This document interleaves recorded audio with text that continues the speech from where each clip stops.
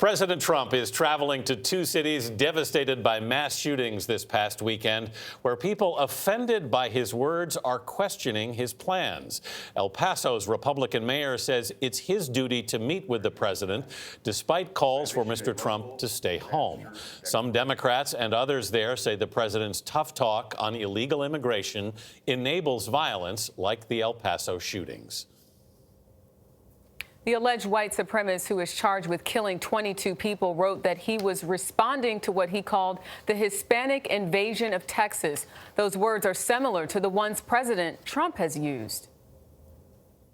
I declared a national emergency, which is what it is. This is an invasion. When you see these caravans starting out with 20,000 people, that's an invasion. I was badly criticized for using the word invasion. It's an invasion. Another 9 people were killed in Dayton, Ohio, where Democratic Mayor Whaley will meet with Mr. President Trump this morning. She said yesterday she was disappointed with the president's statement on the shootings Monday. Mayor Whaley joins us now. Good morning, Mayor, and our deepest condolences to your community. Thank you for being with us. Thank you, Anthony.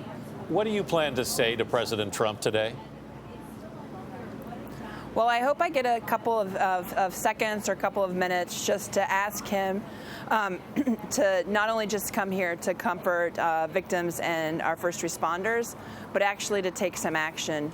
We had a vigil on the street Sunday night at 8 o'clock, and the grief and anger and love actually was palpable. But the anger is something that I think has motivated a lot of politicians here in Ohio to take action. And instead of just words, I want the president to do something to make sure that these kind of senseless acts of violence stop happening in the country. Madam Mayor, when you say do something, what would you like the president to do? You mentioned the action there. Your own governor has proposed now some gun control reforms that he'd like to see in place.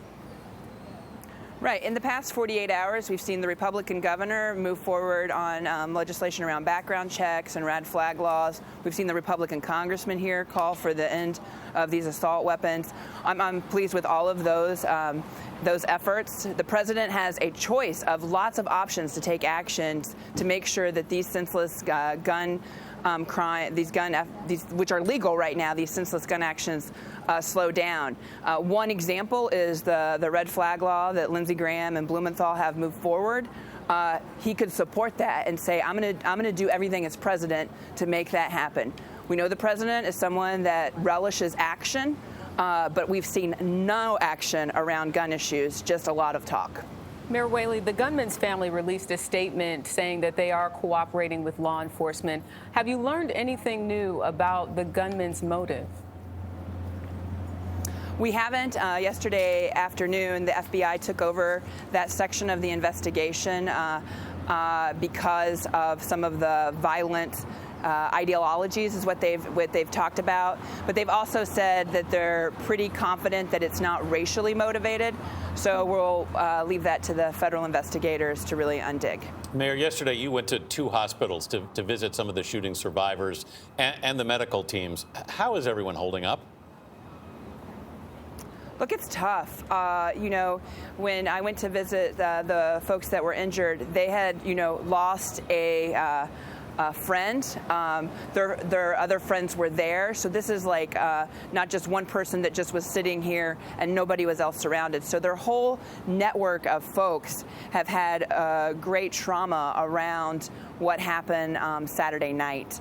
And that's going to take some time for our community. A lot of those injured are just processing, not really understanding, really what happened. And, look, the whole community is still processing that. We have survivors all over this community. There were over 1,000 of people here in the district Saturday night, like a normal Saturday night.